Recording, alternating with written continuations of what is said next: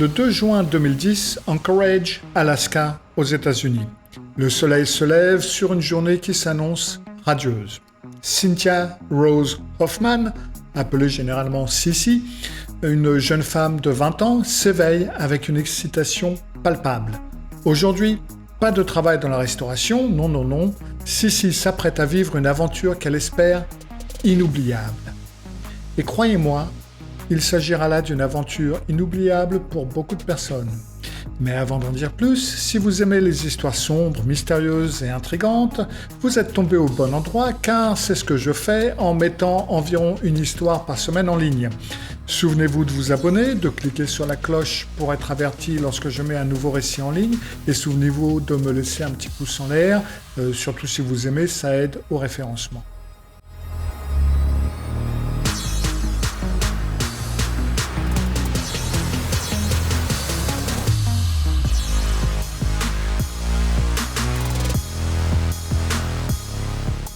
Alors pourquoi est-ce que Sissy est si heureuse? Mais c'est parce que son amie, Denali Bremer, qui a 18 ans, l'a invitée pour une randonnée. Leurs destinations sont les chutes Thunderbird dans le majestueux parc d'État de Chugach.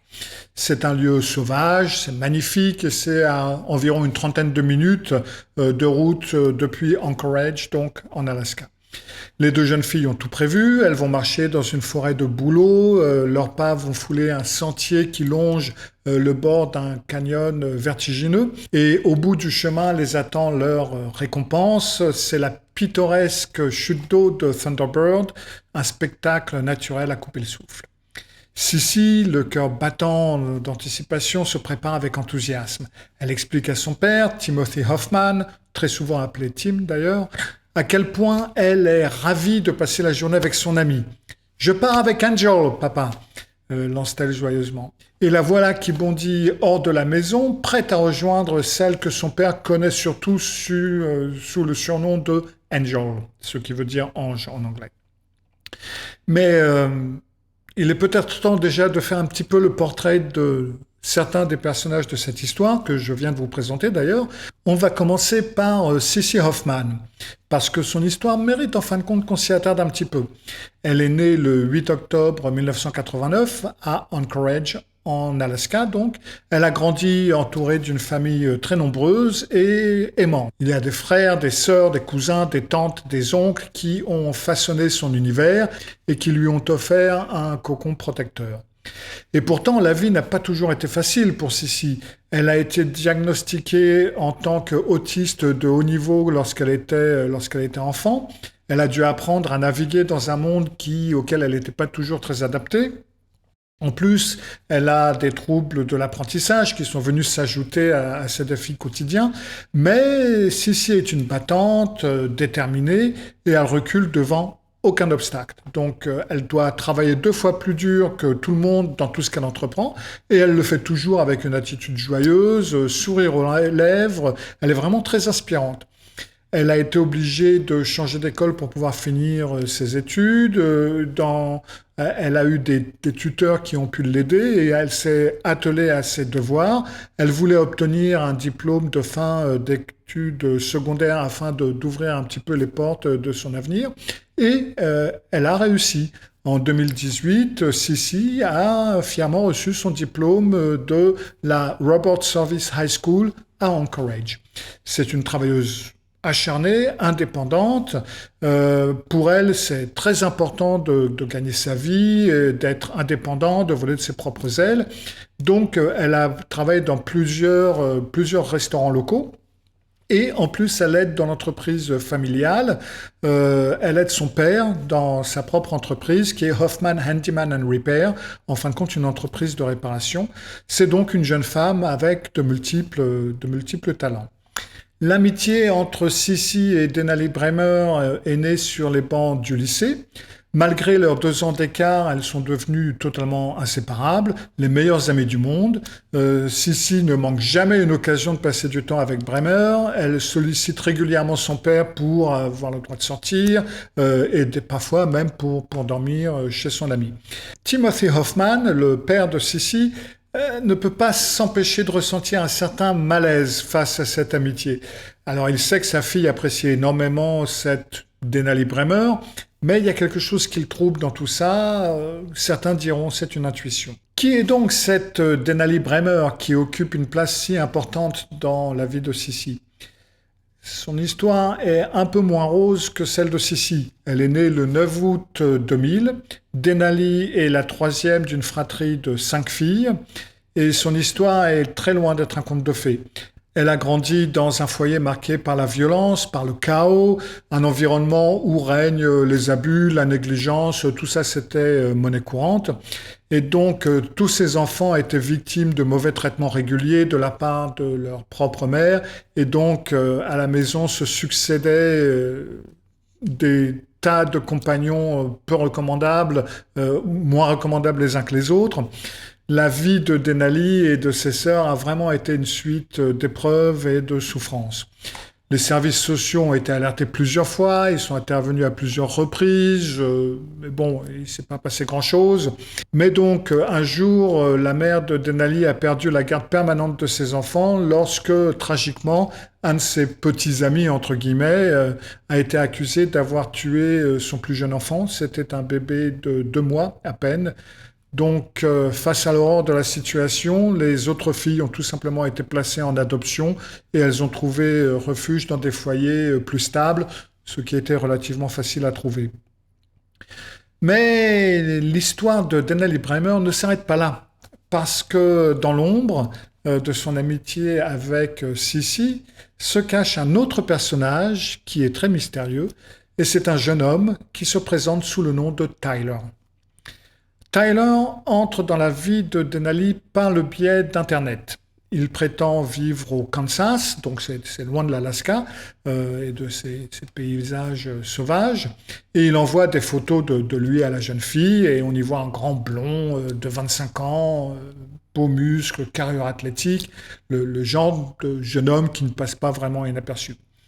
Les échanges entre Tyler et Denali deviennent rapidement très fréquents, de plus en plus fréquents, et puis ils deviennent quotidiens. Le jeune homme se confie à l'adolescente, il lui révèle un secret qui semble sortir vraiment d'un conte moderne. Il lui explique qu'il est millionnaire. Mais oui, il est millionnaire, il a gagné une fortune à la loterie, vraiment plusieurs millions de dollars. C'est donc un vrai prince charmant des temps modernes, il est beau, il est jeune, il est riche, il a tout pour lui. Mais l'histoire prend assez rapidement une tournure de plus en plus sombre. Les messages de Tyler à Denali deviennent de plus en plus explicites. Il commence par devenir de plus en plus chargé de sous-entendus sexuels et Denali, loin d'être rebutée, semble même elle-même encourager ces échanges sulfureux. Pour elle, Tyler n'est pas seulement un correspondant virtuel, non, elle le voit comme l'âme sœur, l'homme avec qui elle est destinée à partager un avenir glorieux et le reste de sa vie. Tyler, qui est enhardi par la réceptivité de Denali, pousse le jeu de plus en plus loin. Il partage avec elle des fantasmes sexuels de plus en plus sombres, de plus en plus violents, de plus en plus troublants. Et Denali, qui est prise au piège de ce qu'elle croit être de l'amour, elle l'encourage et elle participe même activement à ces discussions et à ces fantasmes. Elle se joint à tout ça et elle joue le jeu sans mesurer du tout les conséquences de ce qui est en train de se passer. Et la réalité, bien entendu, est bien plus sinistre que ce que Denali peut imaginer, parce que Tyler, ce prince charmant virtuel, comme vous l'avez sûrement déjà deviné d'ailleurs, il n'existe pas, bien entendu.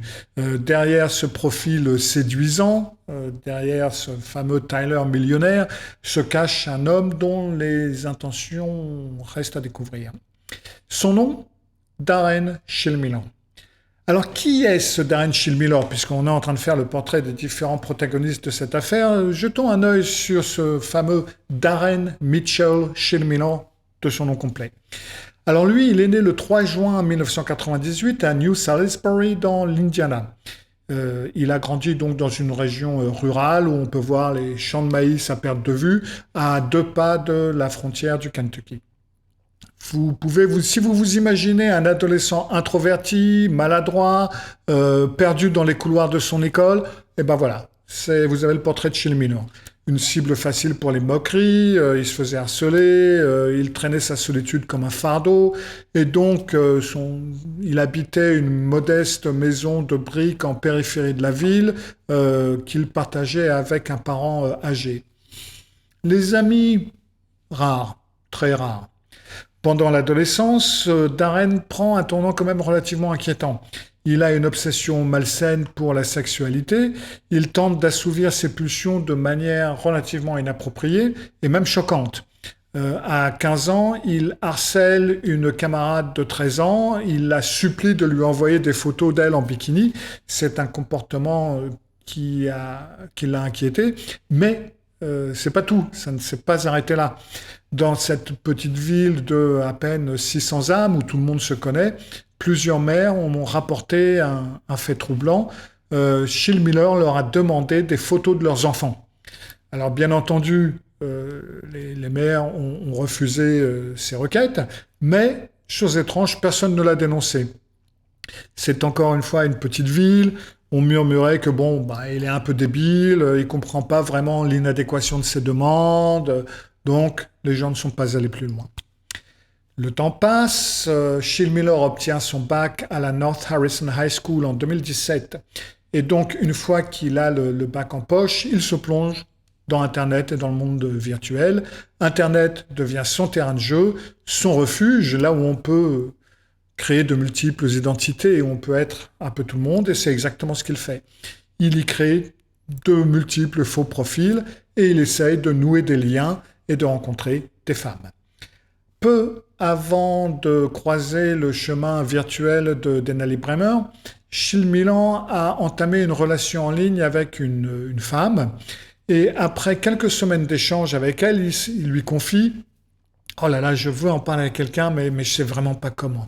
Et la femme lui demande « Mais parler de quoi ? Mais vas-y, t'inquiète pas, je suis ouverte, je peux tout entendre, etc. » Et donc il demande à cette femme, qui est mère d'une petite fille, de lui envoyer des photos de sa fille pendant qu'elle lui change ses couches.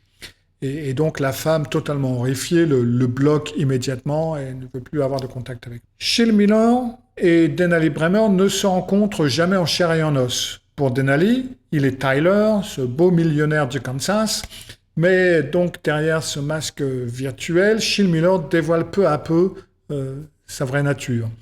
Il avoue ses fétiches sexuels à Bremer, puis il commence à lui raconter ses fantasmes de plus en plus sombres, des fantasmes qui incluent le viol et le meurtre. Après quelques mois de communication en ligne, Bremer franchit une nouvelle ligne rouge. Il convainc l'adolescente de l'aider à réaliser son fantasme le plus noir. C'est de créer un snuff movie. Snuff, S-N-U-F-F, donc 2 F. Pour ceux qui l'ignorent, c'est des vidéos illégales qui présentent des scènes de violence, de viol et de meurtre réels. Shill Miller en est devenu obsédé et il passe des heures à les rechercher sur le dark web et à les visionner. Alors attention, il y a une précision qui s'impose. Beaucoup de ces vidéos, même si elles sont prétendues être réelles, sont des fausses. Mais même si elles sont fausses, leur existence peut pousser certains esprits perturbés à passer à l'acte, et c'est précisément ce qui se passe ici. Shill Miller explique donc à Bremer qu'il veut créer un vrai snuff movie, film snuff, pour son plaisir personnel, explique-t-il, mais aussi dans l'espoir de le vendre et de gagner de l'argent. Et en fin de compte, c'est bizarre, parce que je me souviens que quand j'ai lu le dossier, j'ai quand même été surpris que Bremer ne se demande pas pourquoi un supposé millionnaire aurait besoin de vendre une telle horreur, en fin de compte, pour s'enrichir. Qui a besoin de ça ? Et donc, Shill Miller promet à Bremer 9 millions de dollars pour la vidéo d'une femme violée et assassinée. Et l'inimaginable se produit, elle accepte. Et puis encore, elle recrute 3 autres adolescents pour l'aider à exécuter les instructions de Shill Miller. Qui sont ses complices ? On trouve Caden McIntosh, 16 ans, Caleb Leland, 19 ans, et 2 autres adolescents dont les noms n'ont pas été révélés parce qu'ils avaient moins de 15 ans au moment des faits. Ce qui avait commencé comme une simple amitié en ligne s'est transformé en un complot macabre impliquant des adolescents dans un projet criminel d'une violence inouïe. Et c'est donc ainsi que nous arrivons au matin du lundi 2 juin 2019. Bremer arrive pour emmener Sissy Hoffman à cette randonnée tant attendue à Thunderbird Falls. Mais ce n'est donc pas une simple excursion qui l'attend. Caleb Leland, 19 ans, fournit la voiture. Bremer est accompagné de Caden McIntosh, 16 ans à peine. Les trois adolescents roulent pendant une demi-heure, atteignent l'entrée du Chugach State Park, et là, ils quittent la route principale, empruntent un sentier qui longe la rivière Eklutna en direction de la chute d'eau. La voiture s'arrête dans une clairière. Sissy, Bremer, McIntosh en descendent, et après quelques minutes de marche, Denali propose à son ami de jouer à un jeu. Regarde, on va jouer à un jeu, tends-moi tes mains. Donc Sissy, ne se doutant de rien, s'exécute, elle tend ses mains, et en un éclair, Bremer les entoure de rubans adhésifs.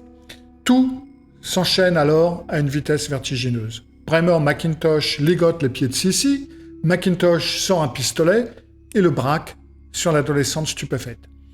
Avant qu'elle ne puisse protester, Bremer enroule du ruban adhésif autour de sa tête, bâillonnant sa bouche.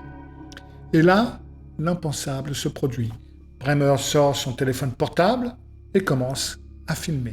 McIntosh se place derrière Sissy et une détonation retentit. Une balle dans la tête.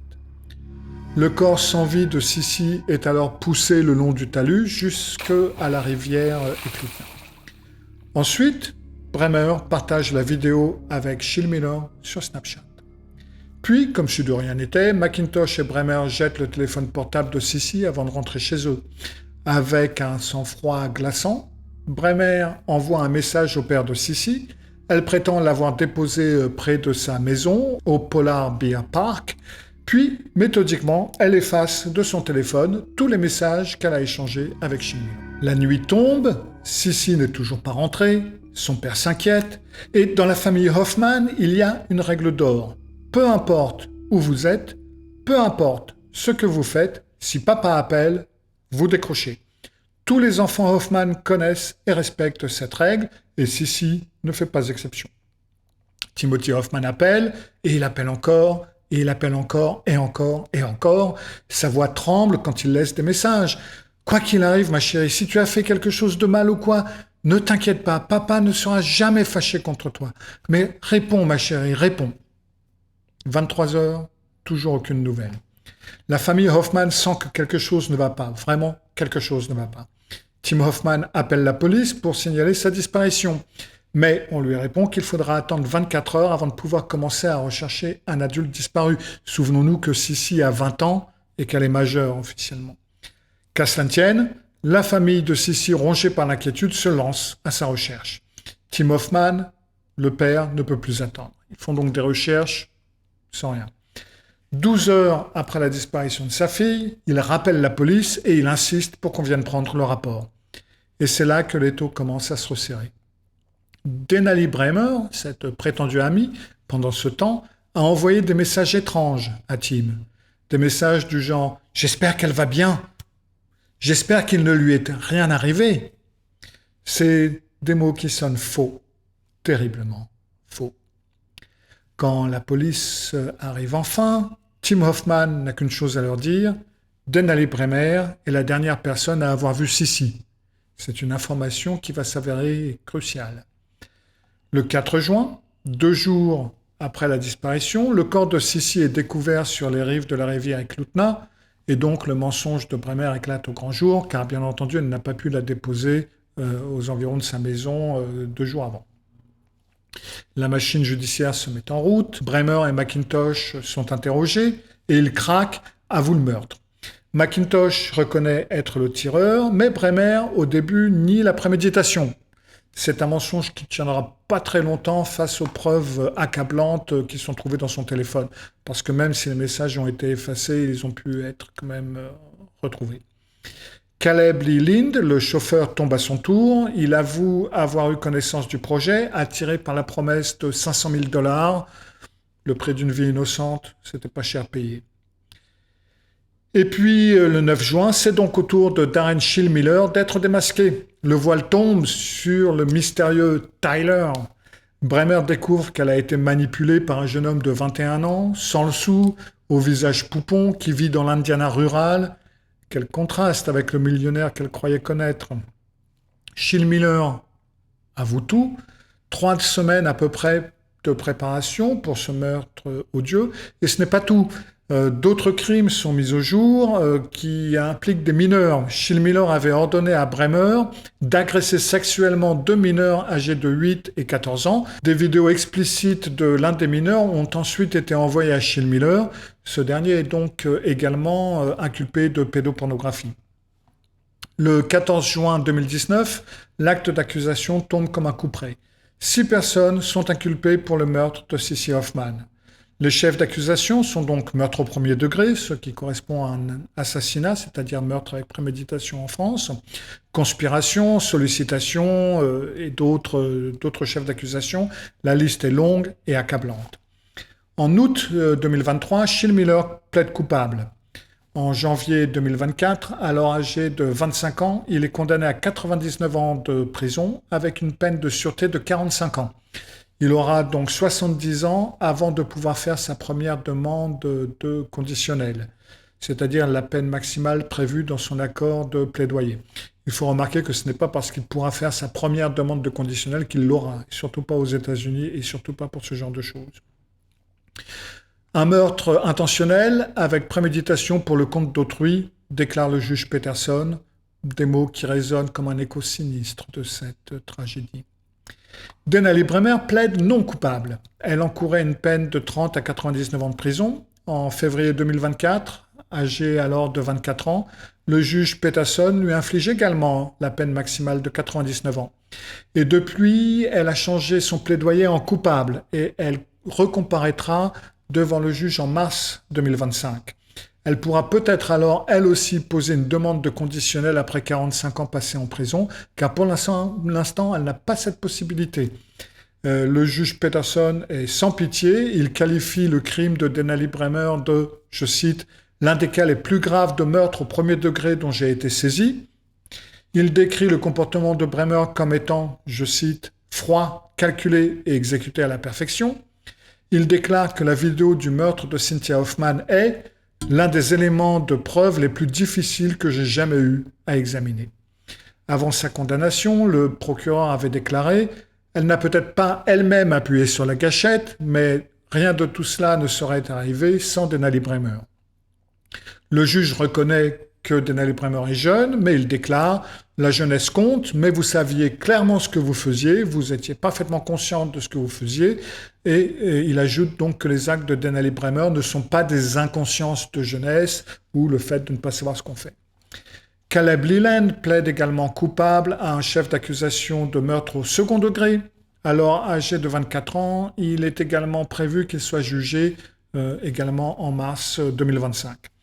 Caden McIntosh, âgé de 20 ans, l'adolescent qui a appuyé sur la gâchette et mis fin à la vie de Cissy Hoffman, a plaidé coupable et est également condamné à 99 ans de prison. Tim Hoffman, le père de Cissy, promet d'être présent à chaque étape du processus judiciaire. C'est un père brisé mais déterminé à obtenir justice pour sa fille. Après reste comment expliquer cet acte de barbarie. Les experts du procès ont pointé du doigt une combinaison fatale d'immaturité profonde et de possibles troubles de la personnalité. Denali Bremer, malgré ses 18 ans, semblait profondément immature, peut-être même atteinte de troubles de la personnalité antisociale ou borderline. Son enfance chaotique, sa vulnérabilité à la manipulation, son incapacité à discerner le réel du virtuel, tout ça ont été des facteurs qui ont contribué à cette tragédie. Et que dire des autres adolescents impliqués? Comment ont-ils pu participer à un tel acte de violence? La plupart d'entre eux ne connaissaient même pas Cissy. Donc l'effet de groupe, la désensibilisation à la violence, le manque d'empathie, la quête de sensations folles, l'appât du gain. Il y a autant de pistes là qui nous laissent perplexes et inquiets pour notre jeunesse. Voilà, cette affaire nous rappelle un petit peu l'importance cruciale de l'éducation morale, de la supervision parentale ou des autorités et de la nécessité de créer un environnement social peut-être un peu plus sain que celui qu'on est en train de créer pour nos jeunes, au fait où ils ne peuvent peut-être pas tout faire sans conséquences. Ça souligne aussi l'urgence de détecter et de traiter les problèmes de santé mentale, quels qu'ils soient, et pour qui que ce soit, avant qu'ils ne conduisent à des actes irréparables. Voilà, j'espère que vous avez aimé cette affaire qui est donc toujours en cours, qui finira l'année prochaine. Et souvenez-vous encore une fois de mettre le pouce en l'air, éventuellement de vous abonner. Je vous retrouve dans environ une semaine pour une histoire suivante. Au revoir.